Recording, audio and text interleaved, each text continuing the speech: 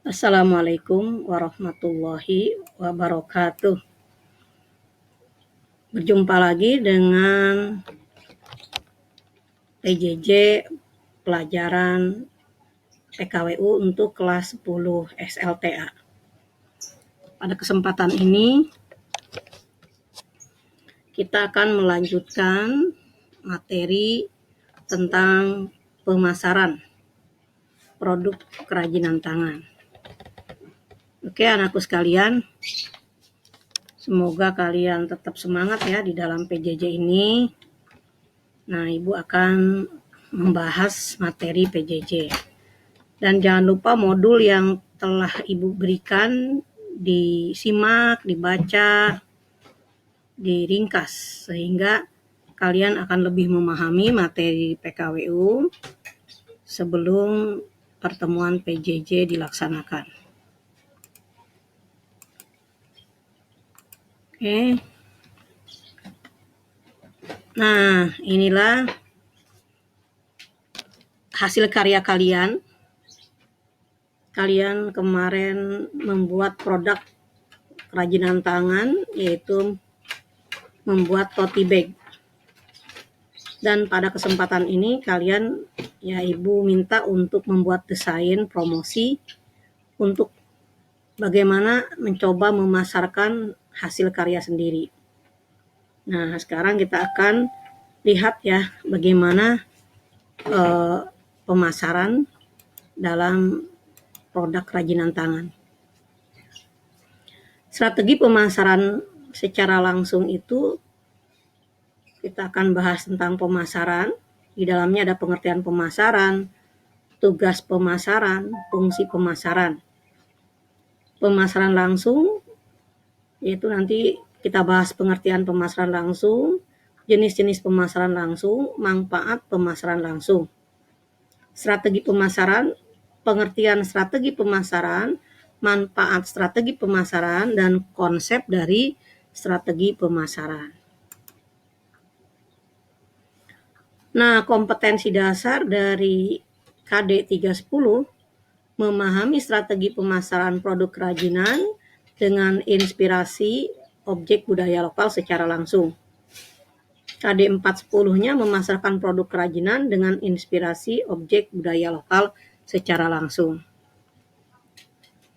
Nah, tentang glosarium di modul sudah ada ya.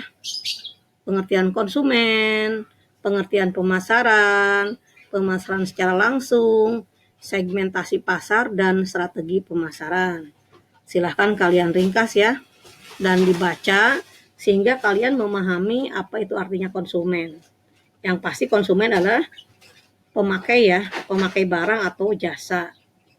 Sedangkan pemasaran itu sendiri adalah melakukan usaha yang mengkoordinir atau mengakomodir permintaan pasar.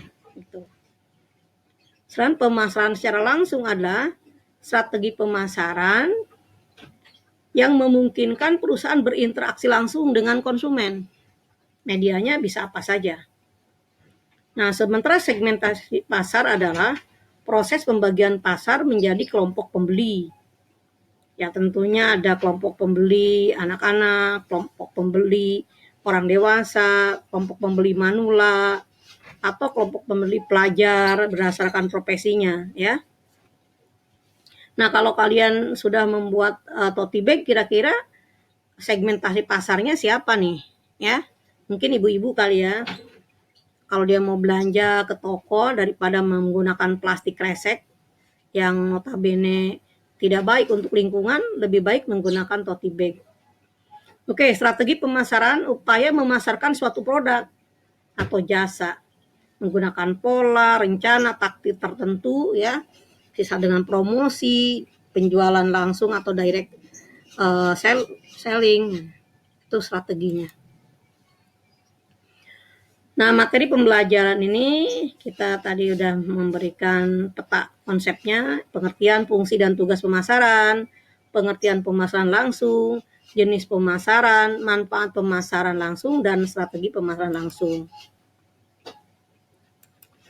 Pemasaran adalah Suatu kegiatan menyeluruh, terpadu, terencana yang dilakukan oleh sebuah organisasi atau institusi dalam melakukan usaha agar mampu mengkomodir permintaan pasar dengan cara menciptakan produk yang bernilai jual, menentukan harga, mengkomunikasikan, menyampaikan, saling bertukar tawar yang bernilai bagi konsumen, klien, mitra, atau masyarakat umum. Jadi pemasaran itu adalah suatu strategi ya, kegiatan yang direncanakan tuh, untuk mengakomodir permintaan pasar. Menurut para ahli, pemasaran itu adalah Philip Kotler dan Armstrong mengatakan adalah suatu proses sosial dan manajerial yang membuat individu dan kelompok memperoleh apa yang mereka butuhkan dan inginkan lewat penciptaan dan pertukaran timbal balik produk dan nilai. Gitu. Jadi kita membuat produk, maka ditukar dengan uang, ada nilai tertentu, itu namanya pemasaran. Sedangkan menurut Philip Kotler atau ahli marketing ya, pemasaran adalah kegiatan manusia yang diarahkan untuk memenuhi kebutuhan dan keinginan melalui proses pertukaran. Gitu. Secara sederhana, definisi pemasaran lebih didasarkan pada proses pengenalan produk, servis kepada konsumen yang potensial.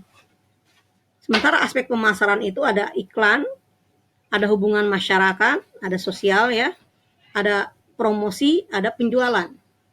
Jadi kalau kita bicara pemasaran, pasti kita akan bicara iklan, bicara hubungan sosial dengan masyarakat, ada promosi dan penjualan. Macam-macam jenis pemasaran secara langsung. Ini langsung antara penjual dan pembeli saling bertemu dengan tempat yang berbeda ya. Ini di darat, ini di air, ini di supermarket, ini menggunakan pemasaran melalui televisi ya. Ini pasar online. Pemasaran merupakan rangkaian kegiatan yang dilakukan oleh manusia untuk memenuhi kebutuhan dan kepuasan konsumen. Nah, kegiatan pemasaran itu harus dimulai dari membuat produk, setelah itu menentukan harga, menentukan tempat jual, mempromosikan produk kepada konsumen. Gitu. Jadi kalau kalian menjadi seorang manajer perusahaan, maka kalian harus menguasai bagaimana produk yang dibuat, terus bagaimana menentukan harga, ya, karena itu terlibat dalam proses semuanya untuk pemasaran sebuah produk. Fungsi pemasaran adalah sebagai berikut: fungsi pertukaran dan fungsi perantara. Jadi di dalam pemasaran itu intinya pertukaran barang atau jasa dengan nilai tertentu, dan fungsi perantara di sini adalah yang menjual itu siapa, atau lewat apa lewat online, atau lewat salesman gitu kan, perantaranya. Tugas pemasaran memperkenalkan produk, mencapai target penjualan, memastikan kepuasan konsumen, membuat strategi lanjutan, bekerja sama dengan mitra pemasaran, membuat rekapitulasi penjualan. Jadi kalau kamu diberikan tanggung jawab untuk menjadi manajer pemasaran atau manajer marketing ya, dalam sebuah perusahaan, pasti kamu akan berpikir bagaimana mengenalkan produk perusahaan kepada orang. Jadi di situ ada promosi. Terus setelah itu kamu harus juga membuat target penjualan. Jadi kalau dalam 1 bulan tidak terjual target sekian, ya pasti perusahaannya rugi. Kalian ingat lagi ya terhadap perhitungan BEP, break even point, berapa harga yang harus ditetapkan sesuai dengan modal perusahaan. Terus menentukan harga jual. Itu juga bisa break even point pada target penjualan. Berapa jumlah produk yang harus dijual supaya sesuai dengan modal yang dikeluarkan perusahaan. Bisa saja kalau target penjualannya tidak tercapai, perusahaan rugi. karena perusahaan sudah mengeluarkan uang, tapi target penjualannya tidak terpenuhi. Memastikan kepuasan konsumen, jangan sampai kalau menjual asal jual tentunya, membuat produk asal buat, hancur nanti. Kalau kita sudah membuat sebuah produk dan tidak ada yang beli, ya udah, itu namanya bukan usaha ya, itu namanya coba-coba. Wah, itu tentu sangat tidak menguntungkan. Lalu membuat strategi lanjutan. Strategi lanjutan di sini mungkin saat menjual ini kita sudah pengalaman tuh. Apa yang disukai konsumen? Apa yang membuat konsumen tertarik? Atau bagaimana caranya? Apa perlu lewat online? Karena dengan lewat online itu harga akan bisa lebih murah dibanding dengan toko retail langsung. Tidak ada biaya perusahaan membayar karyawan, tidak ada perusahaan membayar gudang yang terlampau besar mungkin, atau toko penjualan. Bekerja sama dengan mitra pemasaran. Jadi orang-orang atau toko yang menjual barang-barang kita, perusahaan kita, tentu harus jadi mitra yang saling untuk menguntungkan. Makanya ada perusahaan yang suka memberikan reward atau hadiah kepada toko-toko yang menjual sekian paket misalnya. Lalu membuat rekapitulasi penjualan. Jadi setelah menjual dalam waktu 1 bulan direkap, mencapai target tidak, di atas BEP yang sudah ditargetkan, berapa untung dan labanya, terus dianalisis SWOT-nya gitu kan.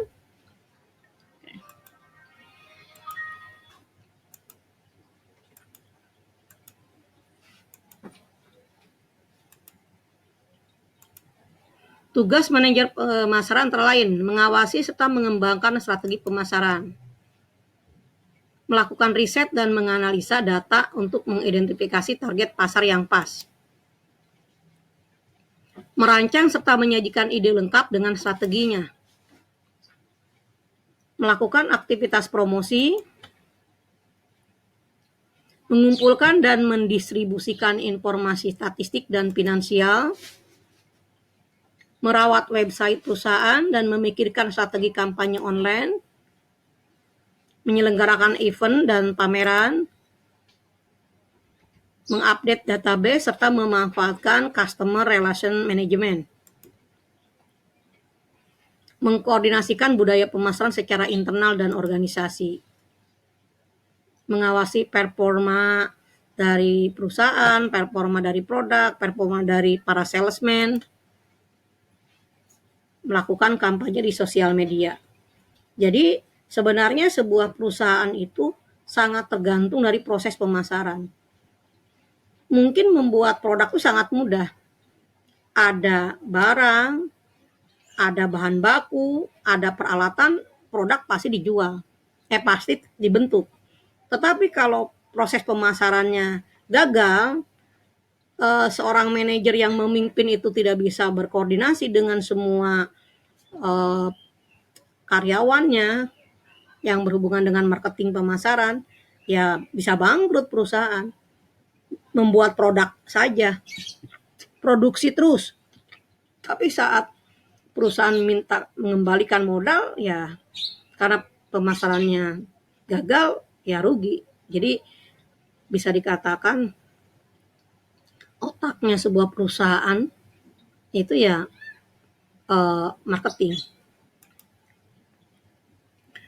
Pemasaran langsung. Strategi pemasaran yang memungkinkan perusahaan berinteraksi langsung dengan konsumen menggunakan media apapun. Langsung berkomunikasi, informasi tentang suatu produk, layanan, atau perusahaan secara langsung kepada pelanggan. Jadi pemasaran langsung itu tadi promosi dengan media apapun, ya itu juga pemasaran. Komunikasi, memberikan layanan produk, dan memberikan layanan kepada para pelanggan secara lebih baik, itu juga pemasaran langsung. Jenis-jenis pemasaran langsung: personal selling, pemasaran surat langsung, katalog marketing, telemarketing, kios marketing. Oke, maaf. Nah, personal selling ya jual langsung, pemasaran sifat langsung kayak brosur, katalog marketing ya tadi katalog dan harga. Kalau pemasaran surat langsung kayak promosi gitu dengan brosur-brosur, telemarketing ya mungkin lewat internet, lewat telepon. Jadi mempromosikan melalui mungkin WhatsApp, kios marketing ya tadi ya. Jadi ada ruang pamer, kiosnya.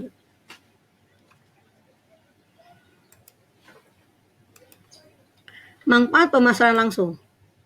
Calon pelanggan sudah tertarget, anggaran pemasaran yang lebih efisien, meningkatnya loyalitas pelanggan, membantu mendorong bisnis baru. Jadi kalau pemasarannya berjalan baik, si perusahaan tadi sudah punya calon pelanggan. Jadi target pelanggannya sekian tuh sudah bisa dicapai.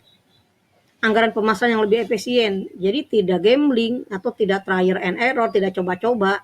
Sudah tahu stepnya, oh ini harus begini, sehingga dana yang dikeluarkan udah jelas. Jadi lebih efisien. Meningkatkan loyalitas pelanggan. Jadi para pelanggan itu sudah puas dengan pelayanan dan cara pemasarannya atau produknya sudah dinikmati. Jadi dia loyalitas, malas dia untuk mencoba perusahaan lain atau produk lain walaupun fungsinya sama, takut mengecewakan. Membantu mendorong bisnis baru. Ya kalau sebuah perusahaan dalam pemasaran udah bagus, pasti bisnis baru di sini artinya produk-produk pendukung atau produk lain yang bisa dijual, bisa sekalian dijual karena kita sudah punya market yang sama atau market yang banyak. Jadi kalau orang sudah percaya, kita ganti produk atau kita ganti jenis produk yang berbeda, itu akan tetap dipercaya oleh pelanggan. Jadi membantu mendorong bisnis baru. Oke, anak-anakku sekalian, ya itulah yang berhubungan dengan pemasaran. Nah, silakan kalian buka lagi ya modulnya. Di modul itu kalian bisa lebih, nah ini modulnya sudah Ibu kirim ke grup. Nanti juga kalian boleh lihat lagi. Nah, ini yang tadi Ibu jelaskan melalui PPT. Di sini kalian bisa lihat di modul ini.